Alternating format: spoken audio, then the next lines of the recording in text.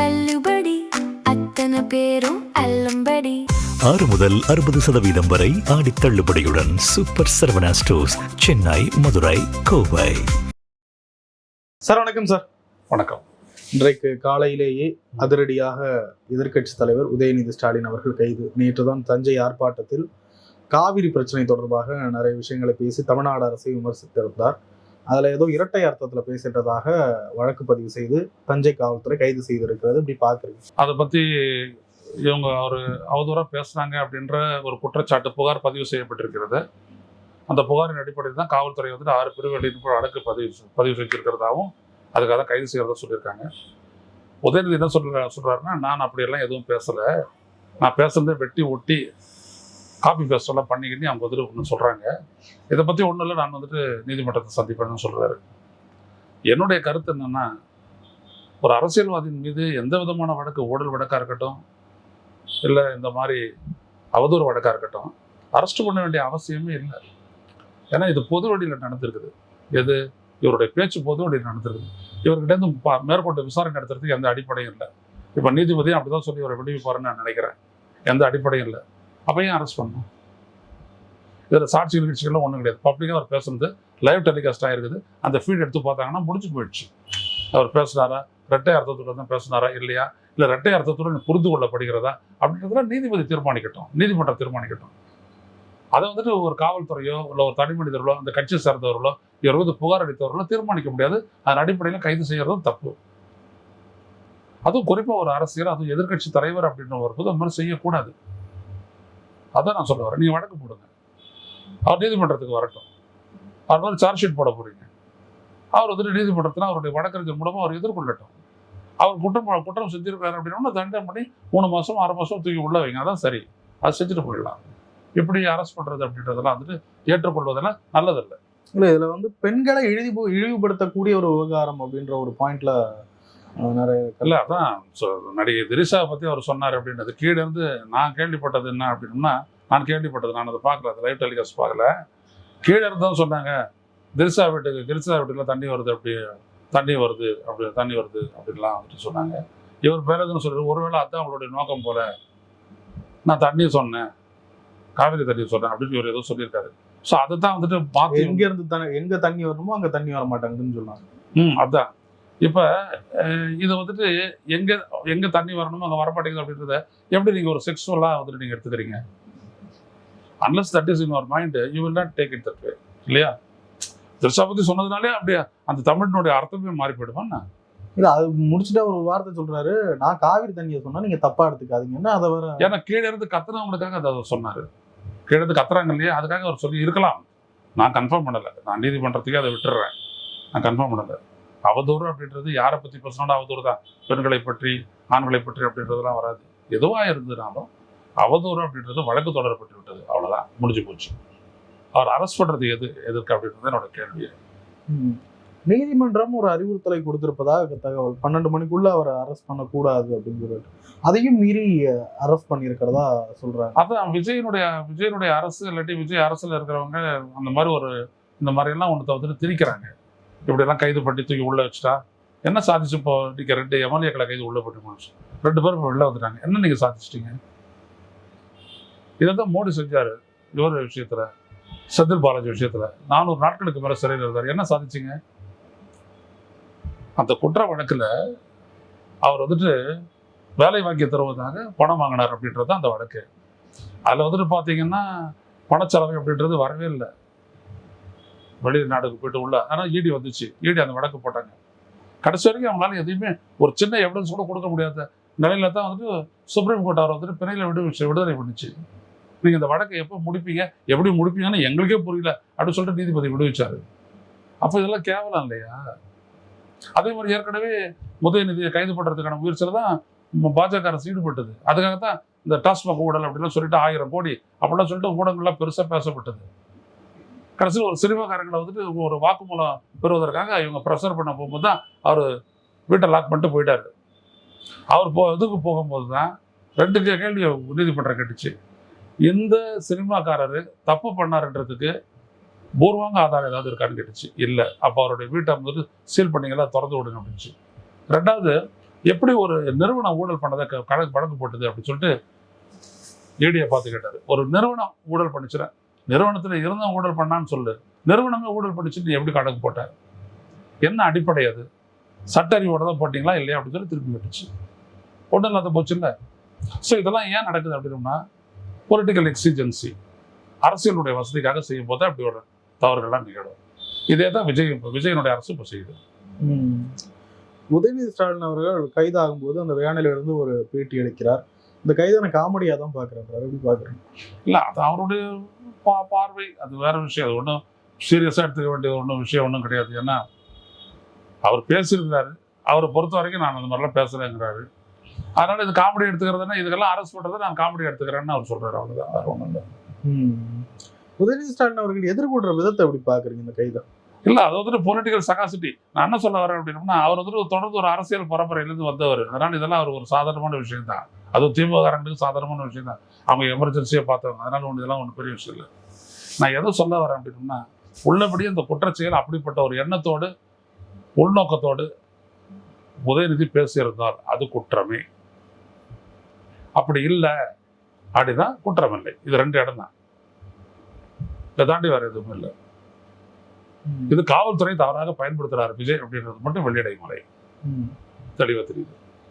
உதயநிதி ஸ்டாலின் அவருக்கு கொஞ்சம் இளம் தலைவரா இருக்கிறதுனால கொஞ்சம் பொலிட்டிக்கல் விஷயங்களை ஹேண்டில் பண்றதுல கொஞ்சம் பக்குவம் தேவைப்படுது. இல்ல, நிச்சயமா. அதாவது அவருக்கு என்ன அப்படின்னா, தனக்கு எதிராக அதுவும் சினிமா ஃபீல்ட்ல இருந்து வந்தவர், எல்லா இடத்துலயும் வந்துட்டு பாத்தீங்கன்னா விஜயால உள்ளபடியே உதயநிதி ஸ்டாலினுடைய வார்த்தைகளுக்கு கவுண்டர் கொடுக்க முடியல. வெளியில வந்து அவர் கொடுக்குறாரு ஒரே நேருக்கு நேரம் வந்துட்டு விவாதிக்கக்கூடிய அளவுக்கு அவருக்கு இல்லை. அப்புறம் பெருசாக உட்காந்து வேடிக்கை பார்க்குறாரு. அப்புறம் ஒரு காகிதம் கொடுத்தா ஒரு மறுநாள் தான் பேசுறாருன்னு வச்சுக்கோங்க. அது ஒருவேளை விஜயனுடைய ஈகோ வந்துட்டு டச் பண்ணியிருக்கலான்னு நான் நினைக்கிறேன். பட்டு விஜய் தான் அதை செஞ்சிருப்பாரு அப்படின்னு நான் நினைக்கல. ஏன்னா விஜய் கூட இருக்கிறவங்க கூட அதை பண்ணலாம், அவருக்கு ஆலோசகராக இருக்கக்கூடிய மற்றவர்கள் சொல்லி கூட அது நடக்கலாம். ஸோ இதை விஜய் தான் செய்கிறாரு அப்படின்னு நம்ம ஒரு கன்க்ளூஷனுக்கு வர்றதுக்கு எதுவுமே கிடையாது, எந்த அடிப்படையும் கிடையாது. ஏன்னா விஜய் பொறுத்த வரைக்கும் விமர்சனத்தை அவர் என்னோட பேசும்போது அவர் சொன்னார், ஐயா விமர்சனம் பண்ணுங்க அப்படின்னாரு. அவர் இந்த வார்த்தையும் அவர் சொல்லியிருக்காரு, நாங்கள் அது சரியாக நாங்கள் எடுத்துக்குவோம் அப்படின்னாரு அவர். ஸோ விமர்சனத்தெல்லாம் பார்த்து விஜய் வந்துட்டு அஞ்சுறவர் அப்படின்லாம் நான் நினைக்கல. ஆனால் அவர் கூட இருக்கிறவங்க எப்படி நினைக்கிறாங்கன்னு நம்ம சொல்ல முடியாது. ஆனால் விஜய் கிட்ட ஒரு எண்ணம் இருக்குது, டெமனைஸ் பண்ணுறாரு எதிர்கட்சியால். எதிர்னாலும் ஸ்டாலின் தான் அப்படின்னு பேசி அவரை டெமனைஸ் பண்ணுறதுன்னா அவர் வந்து சிறுமைப்படுத்துறது, அந்த எண்ணம் அவருக்கு இருக்குது. தன்னை ஹீரோவா நினைக்கணும் அப்படின்றதுக்காகவே ஸ்டாலினை வந்துட்டு ஒரு வில்லனா சித்தரிக்கக்கூடிய விஷயத்தை அவர் தொடர்ந்து செஞ்சுட்டே வர்றாரு. ஸோ அந்த எண்ணம் அவர்கிட்ட இருக்குது, மறுக்க முடியாது. எப்படி ஒரு மோசமான புகாரில் சிக்கி கைது செய்யப்பட்டிருப்பது திமுகவுக்கும் ஒரு டேமேஜ் இல்லையா? இல்லை, இது மாதிரி தவறாக இருந்துச்சு அப்படின்னோம்னா, நான் வந்துட்டு பொன்முடி அவர்கள் பேசுனதை வந்துட்டு வன்மையாக கண்டித்து அவர் வந்துட்டு ஒரு மந்திரியாக நீடிக்கிறதுக்கு வந்துட்டு தகுதியற்றவர்னே நான் பேசுகிறேன். அது ஸ்டாலின் வந்துட்டு அவர் மந்திரி சபையை விட்டு நீக்கினார். அதுக்கப்புறம் இந்த அப்புறம் எம்எல்ஏக்கள் கூட அவர் போட்டியிடலை. அவர் இத்தனைக்கும் அவர் பேசுகிற பேச்சுகள் எல்லாமே வந்துட்டு பார்த்தீங்கன்னா ஒரு எந்த ஒரு தனி மனிதனையும் குறிப்பிட்டு பேசலை, ஒரு பொதுவில் தான் பேசுனார். ஆனாலும் அது ஒரு அமைச்சருக்குரிய ஒரு கௌரவமான ஒரு அணுகுமுறை அல்ல அப்படின்றத நான் கருதி அப்போ சொன்னது தப்பாக போயிடாது, இப்படிலாம் இதெல்லாம் அனுமதிக்கக்கூடாதுன்னு சொன்னோம்னா நீக்கிட்டாங்க அவர். நான் சொன்னதுக்காக இல்லை, பொதுவாக பலரும் சொன்னாங்க அதை பற்றி. எனவே தாவேக்கு என்ன நினைக்குதுன்னா, பெண்கள் விஷயத்தில் இவங்களாம் இப்படிதான், இவங்கெல்லாம் பெண்கள் இப்படி தான் பண்ணுவாங்க, இவர் என்ன பேசியிருக்கிறாரு ஏது பேசியிருக்காரு அப்படின்னு தெரியறதுக்கு முன்னாடி வழக்க போட்டுட்டு அவங்க மேலே வந்துட்டு ஒரு கேரக்டர் அசோசியேஷன் பண்ணுறாங்க இல்லையா, அந்த வேலையை செய்வாங்க. இதை ஜெயலலிதா யாரும் செஞ்சதான் திமுக எதிராக. அதே தான் விஜயனுடைய அரசும் செய்துன்னு நினைக்கிறேன். விஜய் அரசு கொஞ்சம் அதிரடியான ஆக்ஷன்ஸ்லாம் இறங்குற மாதிரி தெரியுது. யாராவது கொஞ்சம் பேசிட்டா கூட ஸ்டாலின் அவரெல்லாம் ரொம்ப நிதானத்தை கடைபிடிச்சிருப்பாரு. நீஜர்க் ரியாக்ஷன், தொடை நடுங்கி அப்படிலாம் பண்ணக்கூடாது. நீங்க பார்த்துட்டு ஸ்டேபிளா இருக்கணும், கவலைப்பட வேண்டாம். இவ்வளவு தைரியமான நடவடிக்கை எடுக்கிறாரு, அவரை தொட நடுங்கின்றீங்க. இல்ல, அதை ஜர்க்கு சொல்றேன். நீஜர்க் ரியாக்ஷன்றது என்னன்னா, யார் எது சொன்னாலும் உடனே தூக்கி உள்ள வைக்கிறது. என்ன உங்களுக்கு தைரியம் தேவைப்படுது? உங்கள்கிட்ட அதிகாரம் இருக்குது, அவ்வளவுதானே. உங்கள்கிட்ட அதிகாரம் இருக்கு, அரசு இருக்கு, இதுல என்ன வந்துட்டு தைரியம் இருக்குது, துணிச்சல் இருக்குது, சொல்லலாம் பார்ப்போம். நீங்க உதயராஜ் போலீஸ் விட்டா எடுத்துட்டு போறான், அதானே, வேற ஒன்றும் இல்லை. நீங்க பேசாததா இல்லை உங்க மனைவியை பத்தி உங்களுடைய வர்ச்சுவல் வாரியர்ஸ் பேசாததா, அது வந்துட்டு என்ன மார்ஷலுக்கு தெரியாதா? என்னெல்லாம் பேசுனாங்க. அவதூறுடைய உச்சபட்சம் அவங்க பேசுனது. அதாவது கேரக்டர் அசாசினேஷன் அதெல்லாம் சொல்ல போனோம்னா. ஆனால் நம்ம எவ்வளோ டீசெண்டாக இருக்கோம். விஜயனுடைய ஃபேமிலி மேட்டர் அப்படி எதாவது பேசணுமா? சொல்லுங்க பார்ப்போம், ஒரு இடத்துல சொல்லுங்க. ஏன் நமக்கான அந்த வரையறை இருக்குது. ஆனால் விஜய் அந்த வரையறையை தன்னுடைய ரசிகர்களுக்கு கொடுத்தாரா? இன்னைக்கு அவரோட அமைச்சரவையில் இருக்கிறவங்க தான் அதை பார்த்துக்கிட்டான். இன்னைக்கு அட்வைசராக இருக்கிறவங்க தானே அந்த ரூட்டு மாஃபியா இல்லையா? அப்போ விஜய் கண்டுக்கல இல்லை. அப்போ அப்படியேப்பட்ட விஜய் தான் இவரை பற்றி சொல்கிறாருன்னா இது எப்படி இருக்குது? சிரிப்பா இல்லை இல்லையா? தன் மனைவி எஸ்டேஜில் கூட இருக்கட்டும், அப்படி பேசலாமா? பேசுறது எனக்கு அனுமதிச்சிருக்கேன்ல, ஏன் அனுமதிச்சிங்க? எப்பொழுதுமே நான் ஒன்று சொல்கிறேன் Marshal, we must develop quality. அதான் கேரக்டர். நம்ம அதை டெவலப் பண்ணாது மற்றவனெல்லாம் வந்துட்டு நீ சிறுமைப்படுத்துறதுனால நீ உயர்ந்துட முடியாது, ஒருபோதும் முடியாது, அரசியலையும் முடியாது. சரி, ஜெயலலிதாலாம் முயற்சி பண்ணிட்டு விட்டுட்டாங்க கடைசி நேரத்தில், எல்லாம் வேண்டாம் அப்படின்ட்டு. உதயநிதி ஸ்டாலின் அவர்கள் இப்படி பேசியதற்காக கைது தட்டப்பட்ட போது ஒரு விஷயம் சொல்றாரு, திசை திருப்புகிற முயற்சியாக இதை தாவேக அரசு செய்யலாம். அவங்க தொடர்ந்து அதுதான் பண்றாங்க. அவங்க என்ன பண்றாங்க, விஜயனுடைய அரசியல் இருக்கிறவங்க மற்றவங்க என்ன பண்றாங்கன்னா ஒரு ஃபியர் சைக்கோசிஸை உருவாக்குறாங்க. ஏதாவது பேசுறீங்கன்னா அவ்வளோதான், ஏதாவது பண்ணீங்கன்னா அவ்வளோதான், உன்னை கூட பிடிச்சி உள்ளே போட்டுருவாங்க அப்படின்ற மாதிரி ஒருத்த உருவாக்குறாங்க இல்லையா?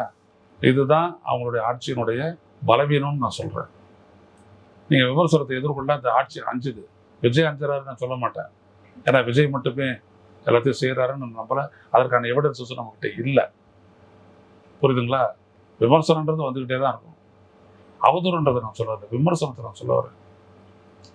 இப்போ நான் இவ்வளோ தூரம் பேசியிருக்கேன், எல்லாம் வந்துட்டு விமர்சனம் தானே. என்னைக்காச்சும் நம்ம திரிஷா பற்றிலாம் பேசியிருக்கிறோமோ? அதெல்லாம் கிடையாது. நம்மளை பொறுத்த வரைக்கும் அவங்க ஒரு ப்ரொஃபஷனல், அவ்வளோதான். அவங்களுக்கும் விஜய்க்குமான ரிலேஷன்ஷிப் அது வேறு. We don't comment upon that.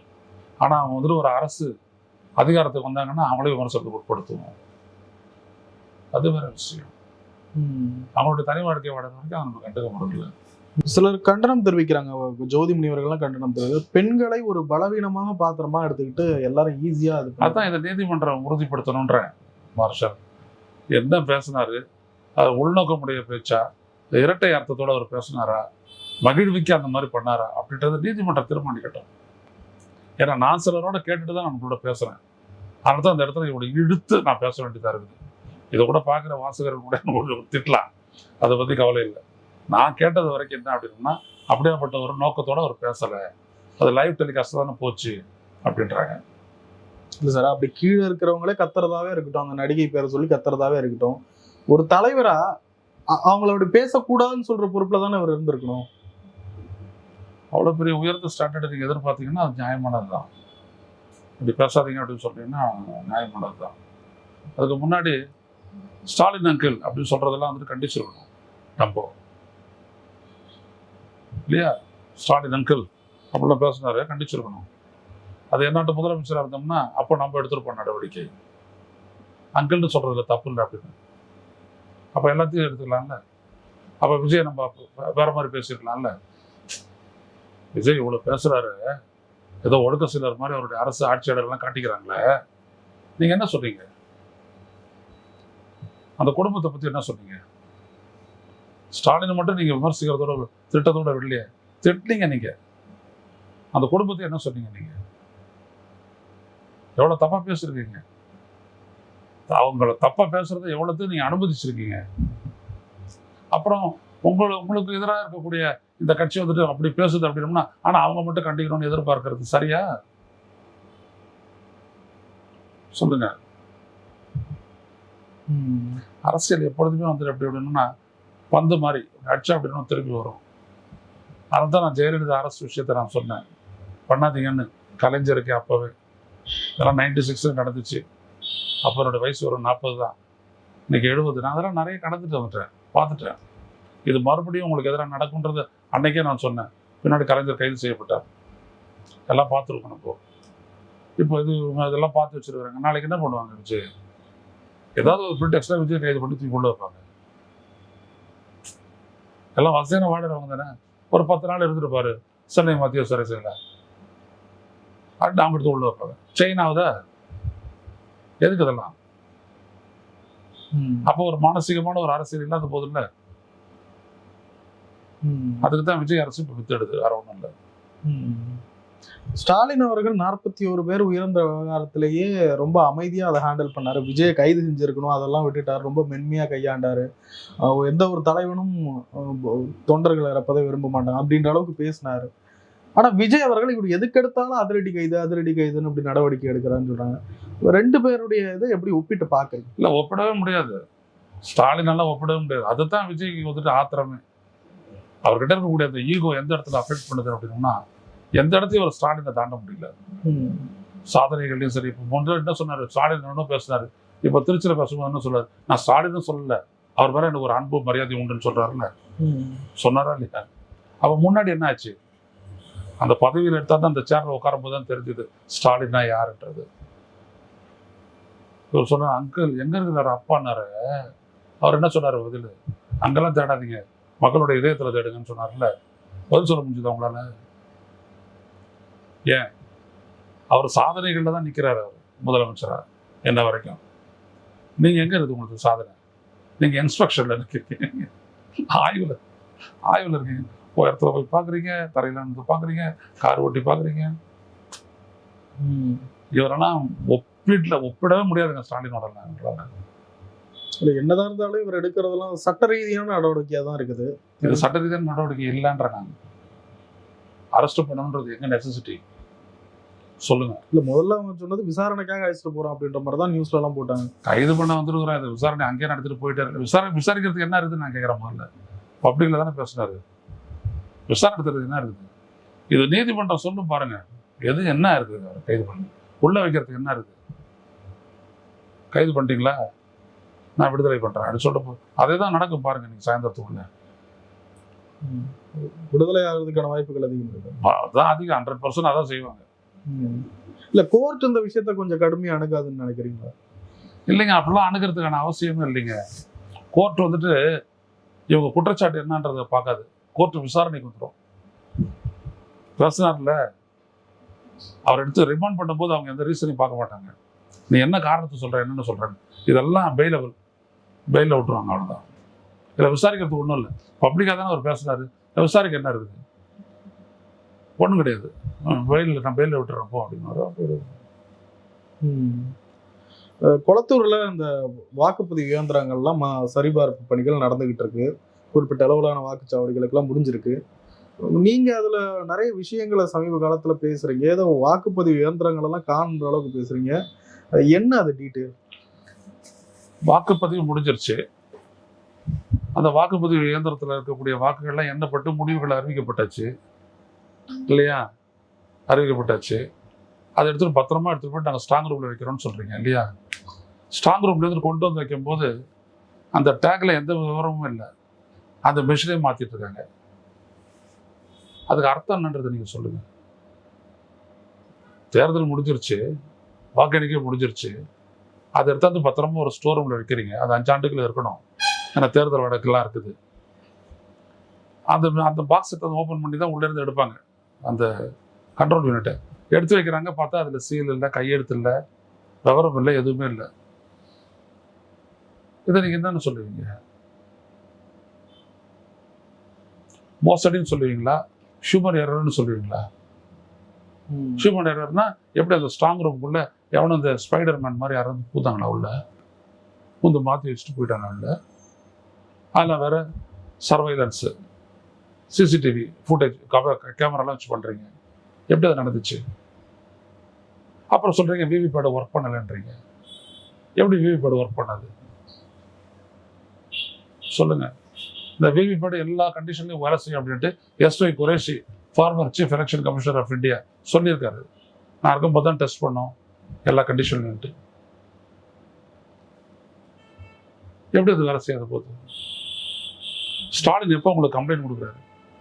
4ஆம் தேதி ரிசல்ட், 7ஆம் தேதி கம்ப்ளைண்ட் கொடுக்குறாரு. ஒரு வாரத்துக்குள்ள கம்ப்ளைண்ட் கொடுக்குறோம். நீங்க கொடுத்துட்டாரு. விசாரிக்கிறதுக்கு 2.5 மாசம் ஆச்சு.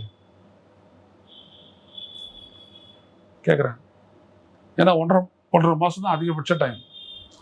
அந்த விவிபேட்ல பதிவாகி விழுந்ததுல சீட்டு, அதில் இருக்கிற விவரங்கள்லாம் அதுவாக அழிஞ்சிடும். Thermal printing. நீங்கள் ஏடிஎம்ல எடுத்தீங்கன்னா உங்களுக்கு வர்றதுல தெர்மல் பிரிண்டிங் தான். பர்ஸில் வச்சுட்டு அப்புறம் கொஞ்சம் நாள் கழிச்சு எடுத்து பார்த்தீங்கன்னா ஒன்றுமே இருக்காது. ஒயிட் கலரில் இருக்கும். அதான் பயன்படுத்துறது தேர்தல் ஆணையம். அவன் யோக்கியனா அயோக்கியனா? சொல்லுங்க. ஒரு தேர்தல் ஆணையம் எப்படியான ஒரு பிரிண்டிங்கை வச்சிருக்கிறான்னா அவன் யோக்கியனா அயோக்கியனா? அந்த 1.5 மாசம் கழிச்சு இந்த விஷயத்தை எடுக்கிறான். 7ஆம் தேதி அவர் பண்ணிட்டாரு. என் 14ஆம் தேதி ஸ்டாலினுடைய உங்களுடைய ரெப்ரஸன்டேட்டிவ் அனுப்புங்க, இல்லாட்டி நீங்களே வாங்க, எண்ணிடுவோம். இதுல என்ன பதிவாச்சோ அதுல இந்த 7 இடத்துக்கு அவர் ஒன்றுக்கு 40,000 41,000 கட்டியிருக்கிறார் பணம். 2 லட்சத்து 3 லட்ச ரூபா கட்டியிருக்கிறாரு வாக்குச்சாவடிகளுக்கு. நீங்க என்ன பண்ணணும்? இவிஎம்ல ரிசல்ட் வச்சு நான் கொடுத்துட்டேன். இதோ பாருங்க, விவிபேட் ஸ்லிப்பை நான் இது பண்றேன், செக் பண்ணி ஓகேங்களா, ஒரு பூத்து இப்படி எண்ணில செய்யணும். அது எண்றதுக்கு வாய்ப்பு இல்லாத அப்போ தானே நீ கூப்பிடுற 2.5 மாசம் கழிச்சு. அப்போ நீ யோக்கியனா அயோக்கியனா?